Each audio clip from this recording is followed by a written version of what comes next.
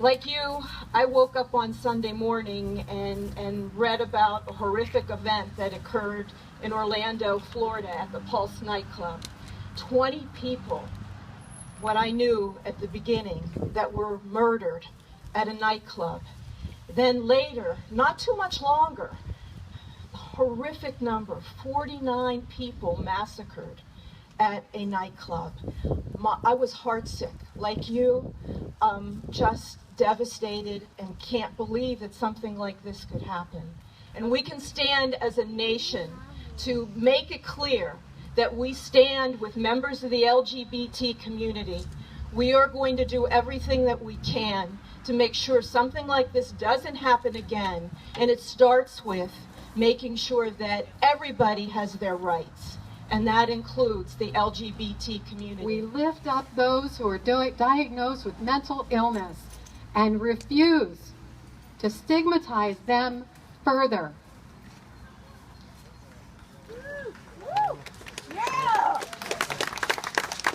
And we lift up the voices of humans.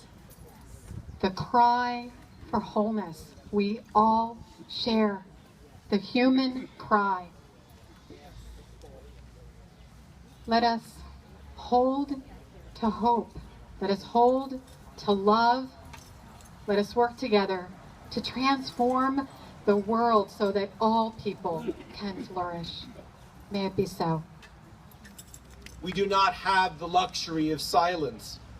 We can't turn away or not take action for fear of offending others, saying the wrong things, or stumbling into something controversial.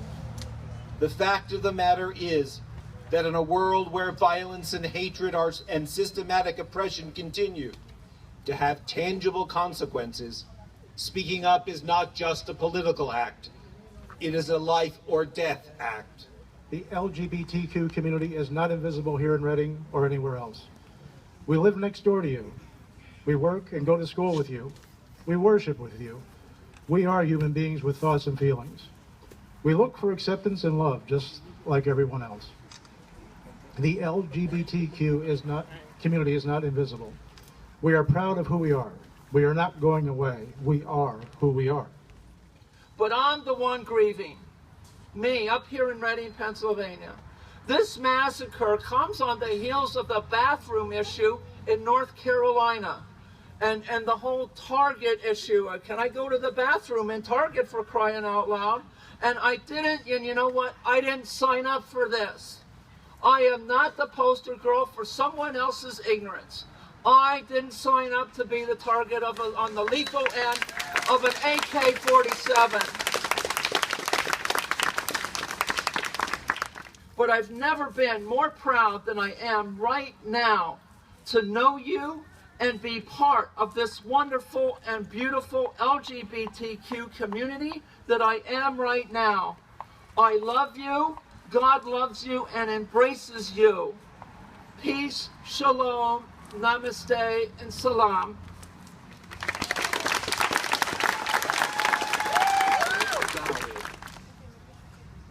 Two of those individuals were in their late teens. 25 were in their 20s.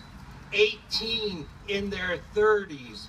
3 in their 40s, and 1 in their 50s. Think what they could have contributed to our world. Our leaders must act, and they must lead.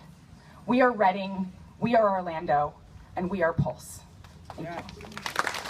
On Sunday night, I had the good fortune of being at the Islamic Center with my council colleague, Chris Dabbert, and the hospitality of this gentleman standing here by me. We are all the human family. We can never forget that. We're more united by our common purpose in life and by our common goodness than we are by the misdeeds of some folks who decide that they'll go into a classroom and target 6-year-olds. They'll go into a movie theater and target people simply there for a good evening. That they'll target a nightclub. That they'll target little girls in an Amish schoolhouse. We're all human family. these victims are all of us. They're all of our kin because we all ultimately share 23 chromosomes. We share DNA. Connell, 21 years old.